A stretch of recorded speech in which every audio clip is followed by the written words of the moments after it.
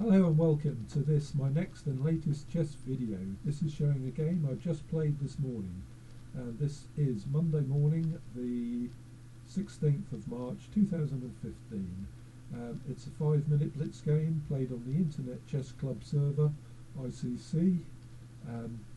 Here I'm playing black, and the video is showing the final position, which is the checkmate move after 15 moves. My opponent didn't play very well in this game. I'm currently rated, let's see, I'm currently rated here 1150, and my opponent is 1050. So he's not a very strong opponent, and he makes a number of errors. So it won't please my chess coach, who believes I should only show good games, but I also like showing what can go wrong in a game if you don't play well, and White didn't play well and allowed this mate in 15 in the English defence. So okay, that's all the preamble detail out of the way. Let's get to the start of the game and show you the game. So White here plays my opponent 1d4, and my favourite move against this is to reply e6, and this is tempting White to consider playing e4. I've mentioned this time and time again in my videos. It's a flexible move as e6, allowing transposition back to the French, but most players, having played d4, want to play a Queen's Gambit type game and don't want to play a French game, so they generally carry on with the very common move here, 2c4, which allows me to play the b6 move and head for an English defence type of game. Now this is slightly less common than other defences. There's Knight2 F6 may have been played, and go for a Nimzo Indian type game, but it's quite a flexible sort of opening.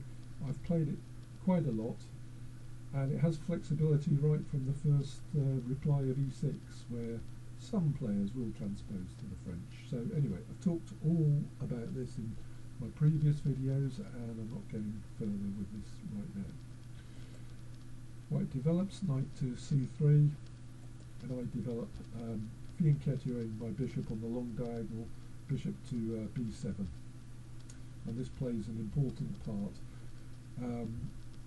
Fianchettoed bishop can be very active in the game if it's allowed to be, and it does get quite some activity in this game. My opponent doesn't counter it at all very well. He thinks he might have done at some stage, but it turns out he hasn't. So here my opponent now just plays a very quiet move, e3. May have been better to play knight to f3. Well, I'm not too sure because I don't play d4 very much, and I'm not sure what I'd play as White against this. But this allows me to play my dark squared bishop and develop that to b4 and pin the white knight against the white king.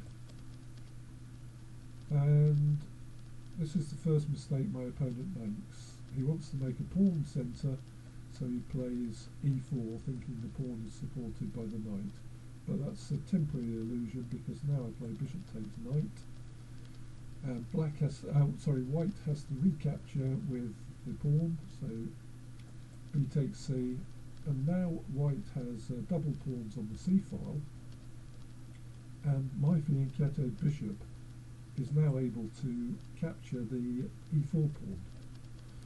So that's the start of the power of my bishop on the long diagonal, on the good diagonal here. White just attacks that bishop and blunts the diagonals for now, and I bring the bishop back to b7 following the f3 move from White. So White now develops with bishop to d3, and I develop with knight to e7, getting ready to castle kingside and push f5, which is fairly standard for me in the English defence, and try and then attack hard on the king side, sort of my typical English defence ideas. White develops himself, the knight can't go to the best square, now f3, so he develops it onto e2. I now castle kingside, and white castle's kingside. Here I take the opportunity to play f5. This does lead to a nasty pin now, and this is a nasty annoying pin from white, with bishop to g5, pinning my knight against my queen, and I do find this a bit troublesome in the English defence of black. So first of all I want to deal with this, and I try putting the question and attacking the bishop with h6, and white can retreat the bishop anywhere he likes, but here he elects to immediately capture and plays bishop takes knight, and I can recapture with the queen, and that is the threat of that pin gone, and I'm very happy about that, because if it remains as a threat and a pin, it can be a bit annoying and troublesome to deal with black. But anyway, white's elected to swap off there, and so that pinning position is gone now, and I'm pleased about that.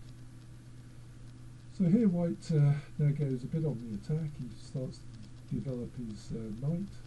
Maybe he should have brought his queen out somewhere and connected his rooks, finished that development. For some reason I move my queen again. I'm thinking maybe just attacking hard on the king side, and I need to complete my development, and I usually bring my knight over, but this queen move is going to allow me to play knight to c6 and then jump the knight onto the king side via e7. So I just move my queen from there. But white gets a bit cheeky, as it were, with this knight. He wants now to attack my queen and plays knight to h5, attacking my queen. Pardon me. I play now queen to g5, attacking the knight. Now white's best move, I think, is to either protect the knight with the pawn or move the knight back, maybe to g3, something like that. But in fact white thinks he's got a good move, and he moves the f pawn. So he plays f4, thinking he's attacking my queen. But what that has done is it's powered up my fianchetto bishop again. It's allowed this bishop from b7 to rake down the board and now attack the g2 pawn. And although my queen is attacked by white by a pawn, and I can't take the knight with my queen, I have a much better and powerful move. Queen takes g2, checkmate, the position you saw earlier. So that's it, checkmate, queen takes g2, my queen and bishop on the long diagonal, and that poor king is checkmated, as my opponent didn't play very well there. So it's not really to show that I'm a good player or anything, but it is just, this video is just to show what can go wrong if you're not paying attention and you play poorly as white. So that's all. It's just a sort of an informational video, and that's all there is to that. So I hope you've enjoyed watching that, and it might give you some ideas for your chess games. Good luck with your games, and I hope you get your rating up as I'm trying to get my rating up.